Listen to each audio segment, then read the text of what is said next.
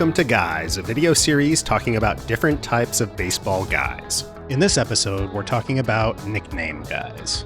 So I used to play in a vintage baseball league. Yeah, it's kind of like that Conan skit you've probably seen. Old-timey gear, huge bats, gardening gloves, 7 balls for a walk, no infield fly rule. We played by 1880s rules.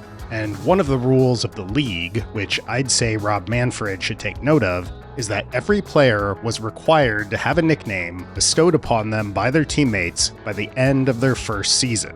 Manfred's always trying to find ways to jazz up the modern game, like his harebrained golden at bat idea, which would make a mockery of the sport. But mandatory nicknames? Now that's something I can get behind.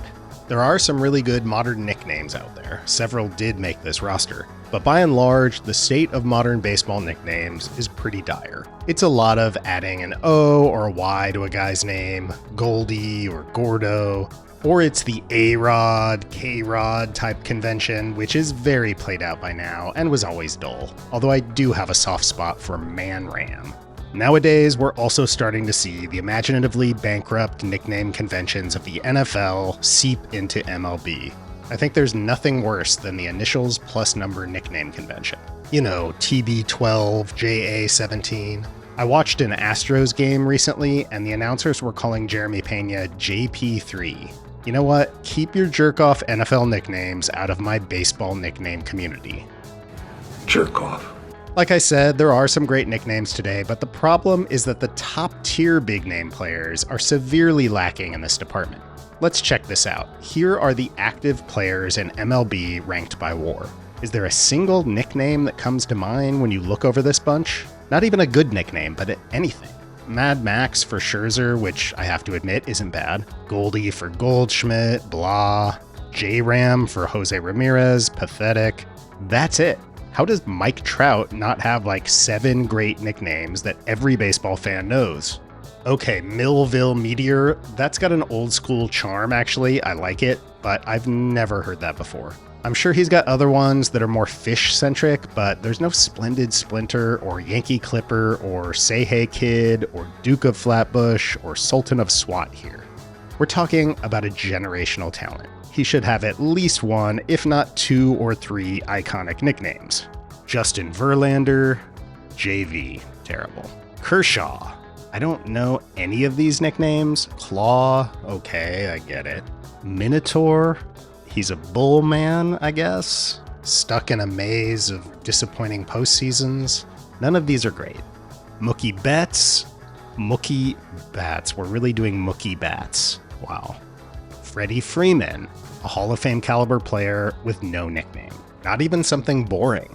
This would be a bit obscure maybe, but what about we call him number 6, and he switches uniform numbers, in reference to the weirdo 60s spy show The Prisoner. Why, you're asking? Well, because then he could use this bit from the series intro as his walk-up music, which would go incredibly hard. I am not a number, I am a free man! DeGrominator. This is a very making copies type of nickname. The DeGromster, DeGromalama Ding Dong. Making copies. Shohei Ohtani, Showtime, kind of obvious, just low-hanging fruit there. Aaron Judge. This might be the worst of the bunch. The best player in the game right now, and he's got this spread of hot garbage. There's no excuse. The dude's name is Judge. You've got to have several good justice system-related nicknames for this man. But All Rise? His nickname is All Rise? Is that what you're telling me? You're telling me now for the first time. That's not a nickname, much in the same way that Coffin Flop's not a show. It's a fun stadium bit for fans. I like this sort of thing, but it's not a nickname. It's a catchphrase. The Judge? That's just the man's name. You can't just make his actual name his nickname. Can't we do like a Magistrate of MASH type of thing here? Or the Bronx Adjudicator maybe? I don't know, somebody should workshop this, because Arson Judge is just not cutting it. Altuve, little guy with big power but no nickname. Look to fellow Astro Jimmy Wynn, also known as the Toy Cannon. Now that's a nickname. What about Cañón de Juguete? As a callback, Francisco Lindor's nickname is Mr. Smile. That just sucks so bad. Carlos Correa. Shoria. This just makes me think about diarrhea.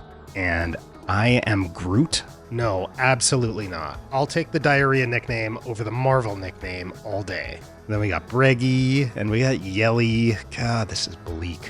Okay, there are a few that I do like on here. Coltrane, that's great. Parmesan Carlo, silly but I love it. And Uncle Larry. I guess a reporter once mistook him for former NFL player and certified Unc Lawrence McCutcheon. Okay, so compare this to the top players of the 1980s, whose nicknames just come right to you. The Wizard of Oz, the Chicken Man, Donnie Baseball, Sweet Lou, Steady Eddie, the Iron Man, Mr. Padre, the Ryan Express, Dr. K, Pudge, Louisiana Lightning, the Crime Dog, and on and on. There is, however, hope on the horizon. In AAA Worcester, to be more precise, manning the outfield for the Woo Sox. I give you the password. He is the nickname prince that was promised, who will, God willing, lead us to a new nickname enlightenment. So here we go, let's put this roster together. I'm going to skip over the more obvious ones like the Say Hey Kid and the Splendid Splinter, which are certainly excellent, but plenty remarked upon. Catcher, Cal Raleigh, Big Dumper. After my big, long intro lamenting the current state of nicknames, I jump right in with a contemporary one. But it's a great, big, juicy one. Raleigh's beefy backside inspired this hilarious nickname, which got so popular it begot several think pieces. Or stink pieces. First base, Dick Stewart, Dr. Strangeglove. This might be my favorite nickname of all time. So much so that I felt the need to start him at first over a much, much better first baseman who will end up on the bench. Dick Stewart's fielding inadequacies were legendary enough in the 1960s to inspire this Kubrickian nickname, but it wasn't Stewart's only great nickname. He had another cinematically inspired handle with the Man with the Iron Glove, or perhaps it was literarily inspired. He did have another that was definitely of literary origin, the Ancient Mariner. Whoever coined this was really on one. The nickname stems from these lines from Coleridge's poem. It is an ancient mariner, and he stoppeth one of three. Owned. He was also called Stone Fingers, which is pretty solid, and when he played for the Red Sox, he was dubbed the Boston Strangler. For as deeply flawed as he was as a player, Stewart had the swagger of a loose cannon. One great story about him was when Pirates manager Danny Murtaugh called him into his office to discuss a recent misplay by Stewart. Stewart walked in, casually calling Murtaugh by his first name, which set the skipper off on a tirade. He told Stewart he needed to show the proper respect and address him as Skip, Manager, or Mr. Murtaugh, yelling, "You're nothing, I'm Mr., and you're nothing." After waiting for Stewart to process this info, he asked him, "Who am I?" To which Stewart responded, "I guess that you're the manager of nothing." Second base, Eddie Stanky, the Brat. Going to go with our reigning guys champion here, Eddie Stanky. He was also called Stinky, which is a little bit too on the nose, but the Brat is just a perfect encapsulation of Stanky's whole thing. A firebrand who was one of the more obnoxious players in baseball history. The league had to institute a new rule referred to as the Stanky Rule to ban players from standing in the batter's eye and jumping around wildly as a distraction. I was going to do a whole bit here playing off of the bizarre 1990s John Leguizamo vehicle, the Brat, until I realized it was actually called the Pest. This is a Mandela effect thing. Anyway, I think it still plays as the cinematic equivalent of Eddie Stanky. I'm in the mood to scam, simply because I can. Sorry I had to subject you all to that. Third base, Travis Shaw, the mayor of Ding Dong City. This one's just pure silliness, and I love it. Shortstop, Luke Appling, Old Aches and Pains. I always assumed that this nickname was due to the fact that Appling played forever, so he got this very old guy coded nickname. But it was actually given to him earlier in his career because Appling was a noted hypochondriac, constantly diagnosing himself with some sort of ailment between games. Left field, Mike Hargrove, the human rain delay. This is one of those utterly perfect nicknames. It precisely describes the player's style in a super creative way. Mike Hargrove is a guy who would have struggled in today's pitch clock game. His whole thing was to try to throw off the opposing pitcher by being as annoying as possible, stepping out of the box over and over, fouling off tons of pitches, and working deep counts.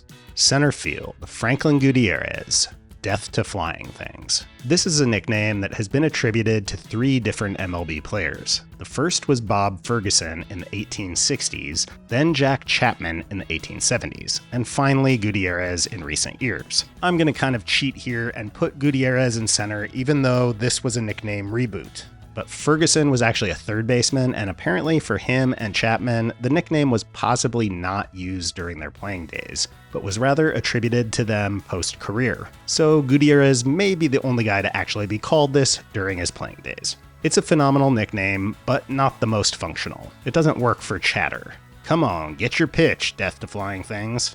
Nah. Right field, the Wampum Walloper.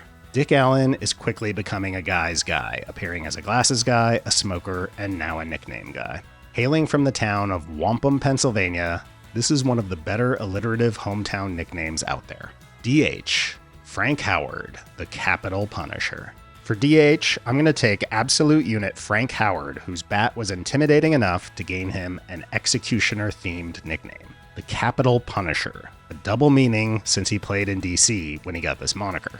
I love this nickname, but Howard also had a more quotidian nickname in Hondo. It's great when a guy has a simple nickname for daily use and then a fancy one to break out on special occasions. Rotation, Sandy Koufax, the left arm of God. There's no reason for subtlety when you're talking about Koufax, whose 5-year run leading the league in ERA to end his career is pretty heavenly. But God appeared to have forsaken that left arm as Koufax suffered from traumatic arthritis that cut his career and his arm short. The injury had literally shortened Koufax's throwing arm to the point that he had to lean his face toward his left hand in order to shave, and he had all his suits tailored to shorten the left sleeve to hide the malformed limb. Despite this, Koufax was utterly dominant right up until his early retirement. Christy Mathewson, the gentleman's hurler.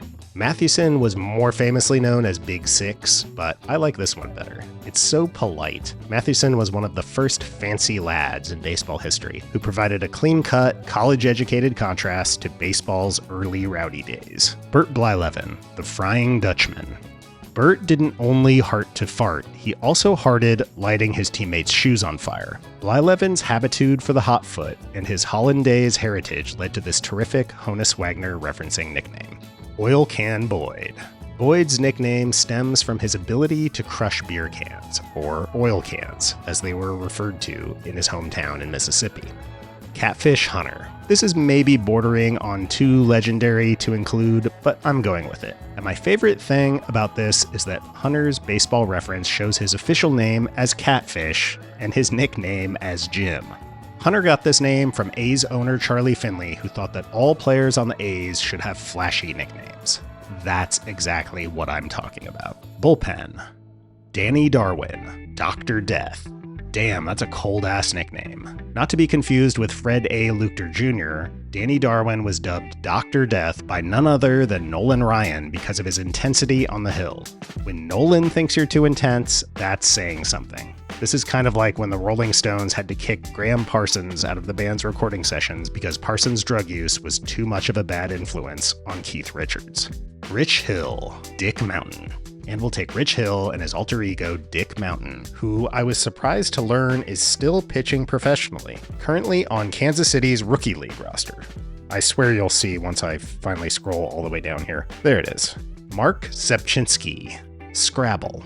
That's a 40-point word score for this solid loogie's last name. Don Stanhouse, Full Pack. A lot of people brought up Stanhouse in the comments of the Smokers episode because of his excellent nickname, Full Pack, which did not indicate Stanhouse's proclivity for cigarettes, but rather referred to the amount Earl Weaver was forced to smoke to endure a single Stanhouse appearance. Awesome nickname, but he's also got a second one. They called Don Stan the Man Unusual. A play on Stan the Man Musial. It's a bit of a tortured turn of phrase, but Stanhouse did seem pretty unusual. I find it unbelievable that the guy looked like this. Can you imagine getting struck out by Carrot Top? That must sting. Hugh Mulcahy, losing pitcher.